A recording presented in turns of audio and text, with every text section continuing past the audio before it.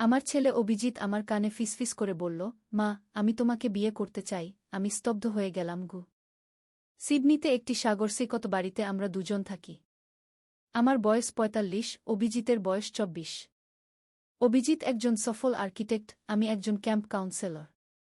আমরা অস্ট্রেলিয়াতে এসেছি ৮ বছর আগে, তার বাবার মৃত্যুর পর। তখন থেকে আমরা শুধু দুজনেই আছি। গত সপ্তাহে অভিজিৎ এক রাতে মদ খেয়ে ফিরেছিল। আমার শয্যায় এসে শুয়ে পড়ে বলল, মা, তুমি আমার হৃদয়ের রানী, আমি তোমাকে বিয়ে করব। আমি ভেবেছিলাম মদের নেশায় বলছে, কিন্তু পরদিন সকালেও সে একই কথা বলল। অভিজিৎ, এসব কি বলছিস? তুই আমার ছেলে। আমরা কিভাবে একসাথে থাকতে পারি? আমি বললাম। অভিজিৎ হাসল, মা, আমরা তো আগেও একসাথে থাকি। এখন শুধু আমাদের সম্পর্কের নাম বদলে যাবে। আমরা এমন জায়গায় চলে যাব যেখানে কেউ আমাদের চিনবে না আগে। আমি পুরোপুরি হতভম্ব হয়ে গেলাম। এভাবে কি করে সে ভাবতে পারে? কিভাবে আমার ছেলে এমন চিন্তা করছে? এটা কি আমার ভুল? আমি তাকে একা বড় করেছি, তার বাবা নেই, সে কি এজন্য এমন বিকৃত চিন্তা করছে? পরদিন সকালে আমি অভিজিতের ঘরে গেলাম। সে ঘুমাচ্ছিল। আমি তার টেবিল থেকে ফোন তুলে নিলাম। কোনো ক্লু পাওয়া যায় কিনা দেখতে চাইলাম। ফোন খুলে দেখি স্ক্রিন সেভারে আমাদের দুজনের একটা ছবি। কিন্তু এটা ফটোশপ করা। এটা একটা বিয়ের ছবি, যেখানে আমি সাদা শাড়ি পরে আছি আর অভিজিৎ স্যুট পরে আছে। আমার বুক ধড়ফড় করতে লাগল, কি হচ্ছে এসব? আমি ঝটপট বাকি ফোনটা চেক করতে থাকলাম। আরও অনেক ছবি ছিল। আমাদের দুজনের ম্যানিপুলেটেড ফটো। রোমান্টিক পোজে। আমার মাথা ঘুরে গেল, পা কাঁপতে লাগল। নোট অ্যাপে গেলাম। সেখানে একটা নোট পেলাম, আমাদের প্ল্যান। ১. মাকে প্রপোজ করা। ২. একসাথে সিঙ্গাপুর যাওয়া। ৩. ভুয়া পরিচয় দিয়ে সেখানে বিয়ে করা। ৪. একসাথে নতুন জীবন শুরু করা। আমি কাঁপতে কাঁপতে ফোনটা রেখে দিলাম। কি ভয়ঙ্কর পরিস্থিতি! আমি আমার ছেলেকে কোথায় নিয়ে এসেছি? কেন সে এমন হয়ে গেল? সেদিন সারাদিন আমি অভিজিতের সামনে স্বাভাবিক থাকার চেষ্টা করলাম। সে কাজে চলে গেল। আমি সব কথা ভাবতে লাগলাম। আমাকে কোনো সাইকোলজিস্টের সাথে কথা বলতে হবে, অভিজিতের চিকিৎসা দরকার। সন্ধ্যায় সে ফিরলে আমি বললাম, অভিজিৎ, তোর কি মনে আছে আমরা এখানে আসার আগে কি হয়েছিল? সে অবাক হয়ে বলল, কেন মা, হঠাৎ এটা জিজ্ঞেস করছ? আমি ভাবছিলাম, আমরা কি সত্যিই স্বামীর মৃত্যুর পরে এখানে এসেছি? আমি জিজ্ঞেস করলাম। অভিজিৎ অবাক চোখে তাকালো, মা, তুমি ঠিক আছো? বাবার মৃত্যুর পরেই তো আমরা এখানে এসেছি। তুমি কি ভুলে যাচ্ছ? না অভিজিৎ, আমি বললাম, আসলে আজ তোর বাবার মৃত্যুবার্ষিকী। এজন্য আমি একটু বিচলিত। অভিজিৎ কিছুক্ষণ চুপ থেকে বলল, হ্যাঁ, ঠিক বলেছ মা। আমি ভুলে গিয়েছিলাম। সে আমার হাত ধরে বলল, কিন্তু এখন তো আমরা দুজনই আছি, তাই না মা? আমরা একে অপরকে সাহায্য করব, একসাথে থাকব। আমি বিরক্ত হয়ে হাত ছাড়িয়ে নিলাম। অভিজিৎ, তুই কি পাগল হয়ে গেছিস? আমি তোর মা। আমি তোকে জন্ম দিয়েছি। তোর এই চিন্তা ভয়ঙ্কর। অভিজিৎ হঠাৎ হাসতে শুরু করল, ঠিক আছে মা, আমি তোমায় সব বলছি। আমি অবাক হয়ে তাকালাম। আমি এসব নাটক করছিলাম তোমাকে পরীক্ষা করার জন্য। সে বলল, আমার এক বন্ধু আছে, মার্টিন। সে তার মাকে নিয়ে অস্বাভাবিক আচরণ করে। আমি তোমাকে দেখাতে চাইছিলাম কেমন লাগে যখন একটা ছেলে তার মাকে এভাবে দেখে। আমি তোমার প্রতিক্রিয়া রেকর্ড করেছি যাতে ওকে দেখাতে পারি। আমি বিশ্বাস করতে পারছিলাম না। কি বলছি অভিজিৎ? এটা কোনো মজার বিষয় নয়। সরি মা, সে অনুতপ্ত স্বরে বলল, বুঝতে পেরেছি, এটা খুবই বাজে আইডিয়া ছিল। আমি যখন দেখলাম তুমি কতটা আপসেট হয়েছ, বুঝলাম এটা থামানো উচিত কি। আমি রেগে গেলাম। তোর ফোনে আমি সেই সব ফটোশপ করা ছবি দেখেছি, আর তোর নোট অ্যাপের প্ল্যান। এগুলো কি তোর পরীক্ষার অংশ? অভিজিৎ একটু লজ্জিত দেখালো, হ্যাঁ মা। আমি জানতাম তুমি আমার ফোন দেখবে। এজন্য সেসব রেডি করে রেখেছিলাম। আমি ভেবেছিলাম এতে প্রতিক্রিয়া আরও স্বাভাবিক হবে। এটা বিশ্বাস করা কঠিন ছিল। কিন্তু এটাই সত্য হওয়া উচিত, তাই না? না হলে আমি কি ভাবতে পারি যে আমার নিজের ছেলে সত্যি? না, এটা অসম্ভব। আমি ওকে বললাম, অভিজিৎ, তুই আমার বিশ্বাস হারিয়েছিস।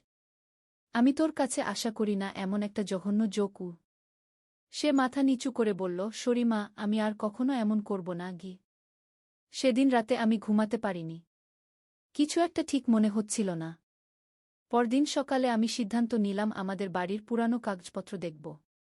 অস্ট্রেলিয়া আসার সময় আমাদের অনেক ডকুমেন্ট আনতে হয়েছিল, বার্থ সার্টিফিকেট, ম্যারেজ সার্টিফিকেট, স্বামীর ডেথ সার্টিফিকেট ইত্যাদি।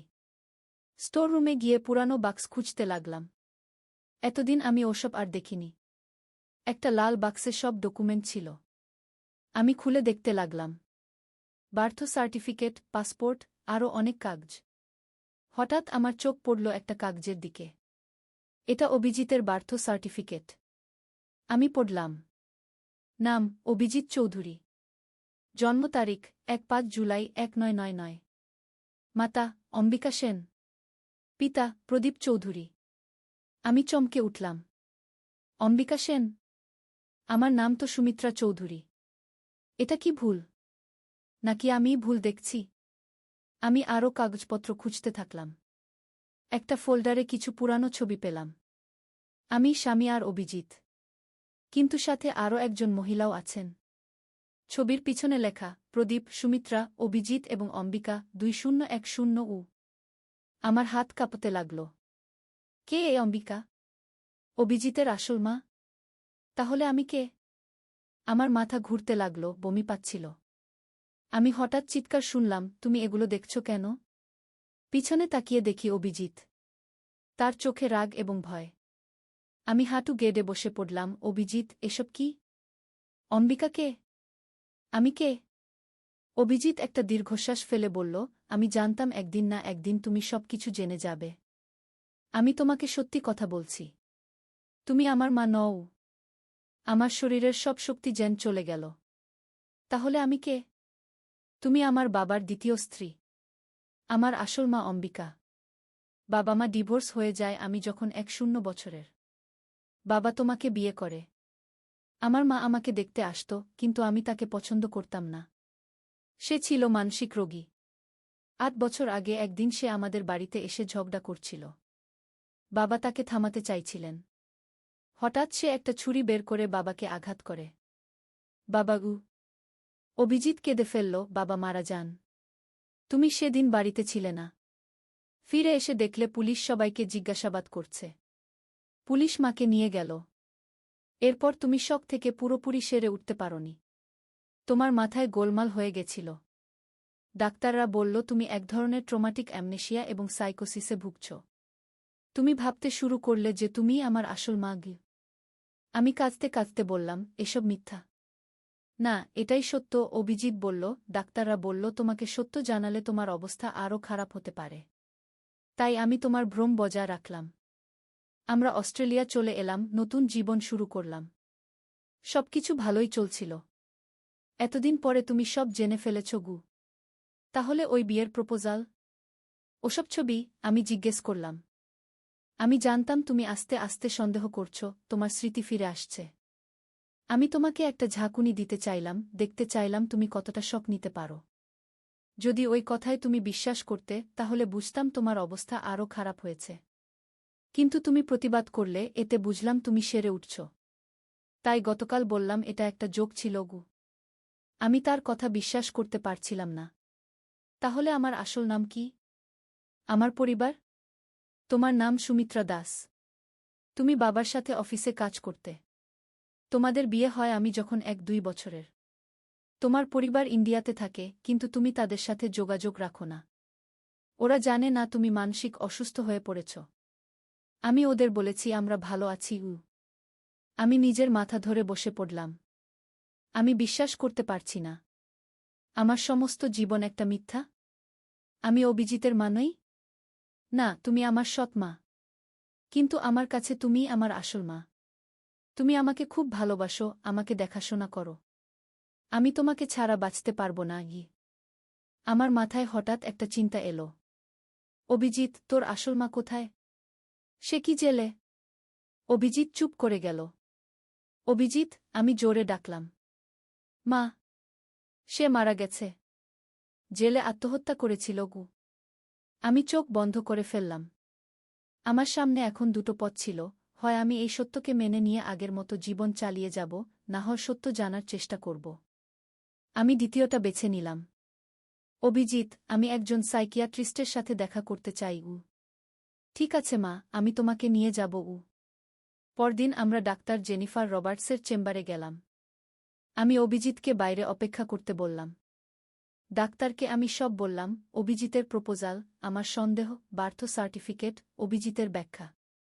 ডাক্তার আমার কথা শুনে বললেন, মিসেস চৌধুরী, আপনি কি জানেন আপনি আমার পেশেন্ট ছিলেন? 6 বছর আগে অভিজিৎ আপনাকে এখানে নিয়ে এসেছিল। আপনার ট্রমাটিক অ্যামনেশিয়া এবং ডিলিউশনাল ডিসঅর্ডার ছিল।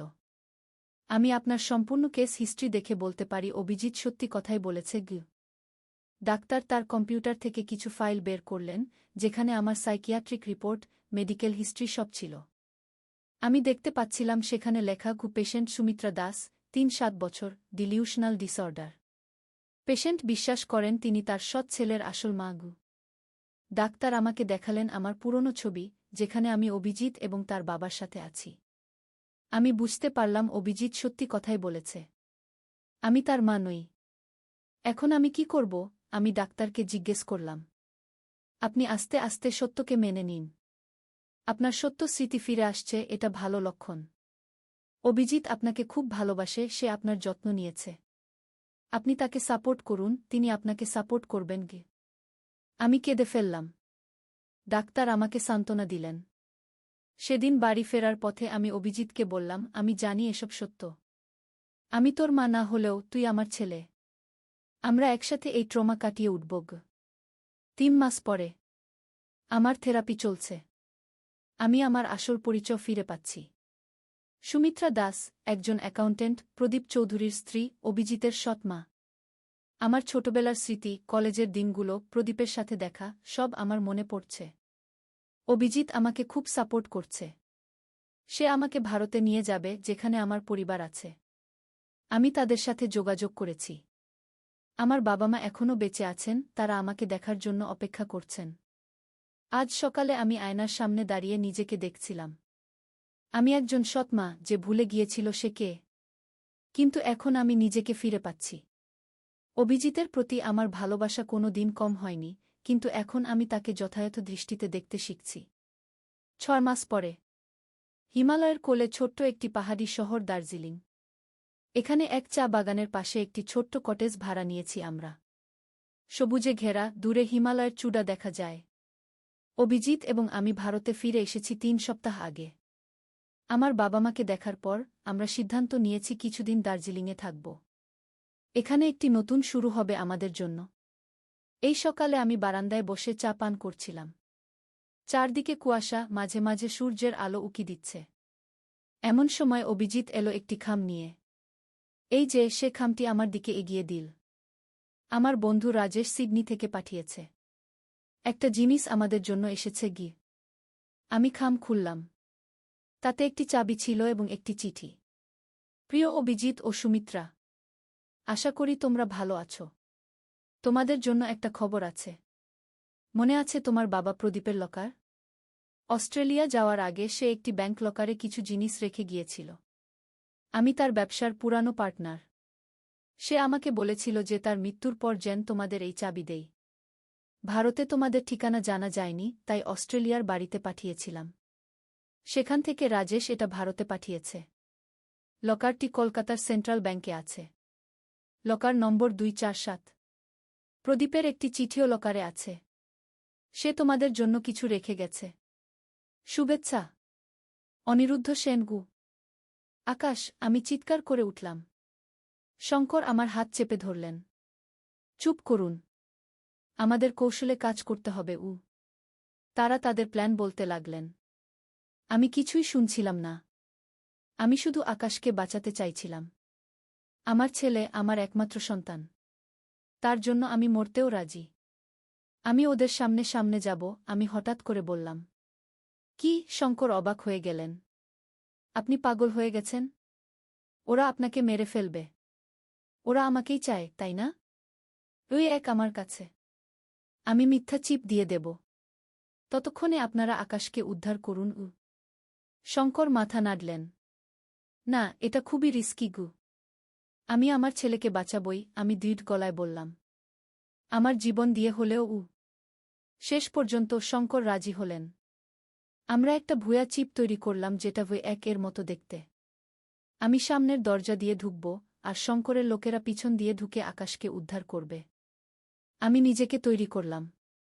আমার শরীরে ভয় ছিল, কিন্তু আমি ভয় দেখাইনি। আমার ছেলের জীবন বাঁচাতে আমি সবকিছু করতে রাজি।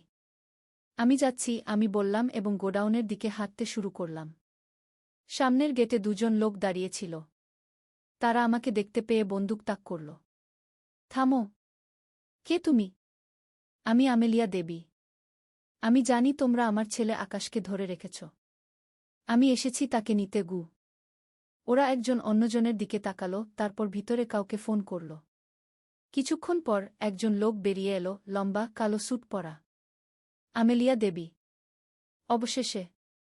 আমরা আপনার জন্যই অপেক্ষা করছিলাম। আপনার ছেলেকে দেখতে চান? হ্যাঁ, আমি দ্রুত গলায় বললাম। আমার ছেলেকে ছেড়ে দিন। ওই এক কোথায়? আমি লকেটটি বের করলাম। এখানে। লোকটি আমাকে ভিতরে নিয়ে গেল। আমি সতর্ক দৃষ্টিতে চারপাশে দেখছিলাম। যদি শঙ্করের লোকেরা প্ল্যান অনুযায়ী কাজ করে, তাহলে এখন তারা পিছন দিয়ে ঢুকে পড়বে। লোকটি আমাকে একটা রুমে নিয়ে গেল। দরজা খুলে দেখাতে দেখলাম আকাশ একটা চেয়ারে বাঁধা অবস্থায় বসে আছে। তার মুখে রক্ত, চোখে ভয়। মা! আকাশ চিৎকার করে উঠল। আমি দৌড়ে তার কাছে যেতে চাইলাম, কিন্তু লোকটি আমাকে আটকে দিল। আগে ওই এক, সে বলল। আমার ছেলেকে ছেড়ে দিন, তারপর আমি আপনাকে V1 দেব। আমাদের পিছন থেকে একটা গুলির শব্দ হল। আমি চমকে উঠলাম। শঙ্করের লোকেরা এসে গেছে। শব্দ শুনে স্যুট পরা লোকটি ঘুরে তাকালো, সেই সুযোগে আমি তার হাত থেকে ছাড়িয়ে আকাশের কাছে দৌড়ে গেলাম। আকাশ! তুই ঠিক আছিস? আমি তার বাঁধন খুলতে শুরু করলাম। মা, সাবধান! আকাশ চিৎকার করে উঠল। আমি পিছন ফিরে দেখলাম লোকটি বন্দুক তাক করেছে আমাদের দিকে। ওই এক, আমাকে দাও, না হলে তোমার ছেলেকে গুলি করব। আমি লকেটটি বের করলাম। নাও, তোমার ওই এক। লোকটি এগিয়ে এলো লকেট নিতে। ঠিক সেই মুহূর্তে দরজা দিয়ে শঙ্কর ঢুকলেন, তার হাতে বন্দুক। নড়বেন না! শঙ্কর চিৎকার করলেন। স্যুট পরা লোকটি ঘুরে শঙ্করের দিকে বন্দুক তাক করল। আমি সেই সুযোগে আকাশের বাঁধন পুরোপুরি খুলে ফেললাম। মা, আমরা পালাই! আকাশ বলল। না, আমরা শঙ্করকে সাহায্য করতে হবে। বন্দুকধারী শঙ্কর এবং স্যুট পরা লোকটি মুখোমুখি দাঁড়িয়েছিলেন। দুজনেই বন্দুক তাক করে রেখেছিলেন একে অপরের দিকে। তুমি কে? স্যুট পরা লোকটি শঙ্করকে জিজ্ঞেস করল। আমি শঙ্কর মিত্র, রাজীব দেবের বন্ধু। লোকটি হাসল। আহা, শঙ্কর মিত্র! আমরা তোমাকেও খুঁজছিলাম। তুমিও এই একের ব্যাপারে জানো, তাই না? হ্যাঁ, আমি জানি। আর আমি সেটা তোমাদের মতো লোকদের হাতে যেতে দেব না। সেই মুহূর্তে বাইরে আরও কয়েকটি গুলির শব্দ হল। শঙ্কর আমাদের দিকে তাকালেন। আমেলিয়া, আকাশকে নিয়ে পালাও। আমার লোকেরা তোমাদের জন্য একটা গাড়ি অপেক্ষা করছে পিছনের গেটে। আমি আকাশের হাত ধরে টানলাম। চল, আমরা যাই। কিন্তু মা, উনি ঠিক আছেন। আমরা পালাতে হবে। আমরা দ্রুত রুম থেকে বেরিয়ে পড়লাম। পিছনে আবার একটা গুলির শব্দ হল। আমরা দৌড়ে বেরিয়ে গেলাম। সেন্ট পিটার্সবার্গে পিছনের গেটে একটা গাড়ি অপেক্ষা করছিল। আমরা দ্রুত গাড়িতে উঠে পড়লাম। চালাও, জলদি! আমি ড্রাইভারকে বললাম। গাড়ি দ্রুত স্টার্ট নিল। আমরা ওখান থেকে দ্রুত দূরে চলে গেলাম। পিছনে গোডাউনের দিকে তাকিয়ে দেখলাম আগুন জ্বলছে। মা, শঙ্কর কাকু ঠিক আছেন তো? আকাশ উদ্বিগ্ন কণ্ঠে জিজ্ঞেস করল। আমি জানতাম না। আমি আশা করি তিনি ঠিক আছেন। আমরা ওখান থেকে ক্রমশ দূরে চলে গেলাম। আমার বুকের মধ্যে একটা অদ্ভুত অনুভূতি হচ্ছিল। আমি হারিয়ে ফেললাম V1, কিন্তু আমার ছেলেকে ফিরে পেয়েছি। এটাই আমার কাছে সবচেয়ে বড় জিনিস। পরের দিন আমরা খবরে দেখলাম শারজাহে একটা গোডাউনে আগুন লেগেছিল। সেখানে অনেকগুলো মৃতদেহ পাওয়া গেছে। আমি শঙ্করের কথা ভেবে দুঃখিত হলাম। তিনি আমাদের বাঁচাতে নিজের জীবন দিয়েছেন। আমরা দুবাই ছেড়ে চলে গেলাম। এবার একেবারে নতুন পরিচয় নিয়ে আমরা লন্ডনে চলে গেলাম। আমি এখন মারিয়া সিলভা, আর আকাশ এখন অ্যাডাম সিলভা। আমরা মাছেলে আবার ভাইবোন নই। লন্ডনে পৌঁছে আমরা একটা ছোট অ্যাপার্টমেন্ট নিলাম।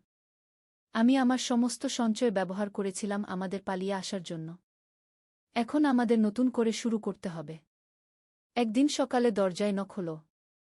আমি অবাক হয়ে গেলাম, কারণ এখানে আমাদের কেউ চিনে না। আমি দরজা খুললাম এবং দেখলাম শঙ্কর মিত্র। আমি অবাক হয়ে গেলাম। আপনি বেঁচে আছেন? হ্যাঁ, তিনি হাসলেন। আমি বেঁচে আছি। এবং আপনারাও। কিন্তু ওই ফায়ার। সবাই মারা গেছে গু। হ্যাঁ, সেটা আমরাই করেছিলাম। ওই সিন্ডিকেটের সবাইকে শেষ করে দিয়েছি। এখন ওরা আর আপনাদের খুঁজবে না গি। শঙ্কর আমাদের অ্যাপার্টমেন্টে ঢুকলেন। আকাশ তাকে দেখে দৌড়ে এসে জড়িয়ে ধরল। শঙ্কর কাকু, আপনি ঠিক আছেন? হ্যাঁ, আমি ঠিক আছি, তিনি আকাশের পিঠে হাত বুলিয়ে বললেন। এই একের কি হলো? আমি জিজ্ঞেস করলাম। শঙ্কর তার ব্যাগ থেকে একটা লকেট বের করলেন। আমার সেই লকেট এখানেই আছে। আসল ওই এক।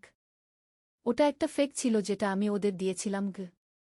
কিন্তু আপনি তো বলেছিলেন ওই এক পেট্রোলিয়াম ইন্ডাস্ট্রিকে ধ্বংস করবে। আপনি কেন এটা বের করতে চান না? শঙ্কর আমার দিকে তাকালেন। আমরা তৈরি নই। ওই একটা নতুন তত্ত্ব। এটা আবিষ্কার করা হয়েছে, কিন্তু এখনও এটা নিয়ে গবেষণা করতে হবে। রাজীব এটা নিয়ে আরও কাজ করতে চেয়েছিলেন। আমরা তার কাজ শেষ করব। আমরা? হ্যাঁ, শঙ্কর আকাশের দিকে তাকালেন। আপনার ছেলে আকাশ। সে ঠিক তার বাবার মতো ব্রিলিয়ান্ট। তাকে আমাদের ল্যাবে কাজ করার প্রস্তাব দিতে এসেছি। আকাশ অবাক হয়ে গেল। আমি? কিন্তু আমি তো এখনও স্টুডেন্ট। ঠিকই বলেছ। তুমি ইউনিভার্সিটিতে পড়বে আর আমাদের ল্যাবে ইন্টার্ন হিসেবে কাজ করবে। তোমার বাবা ছিলেন একজন অসাধারণ বিজ্ঞানী। তোমার মধ্যেও সেই প্রতিভা আছে গি। 6 মাস পর আমাদের জীবনে অনেক পরিবর্তন এসেছে। আমরা এখন ইংল্যান্ডের ক্যামব্রিজে থাকি। আকাশ ক্যামব্রিজ ইউনিভার্সিটিতে পড়ছে এবং শঙ্করের ল্যাবে ইন্টার্ন হিসেবে কাজ করছে। আমি শঙ্করের রিসার্চ ফাউন্ডেশনে অ্যাডমিনিস্ট্রেটর হিসেবে কাজ করছি।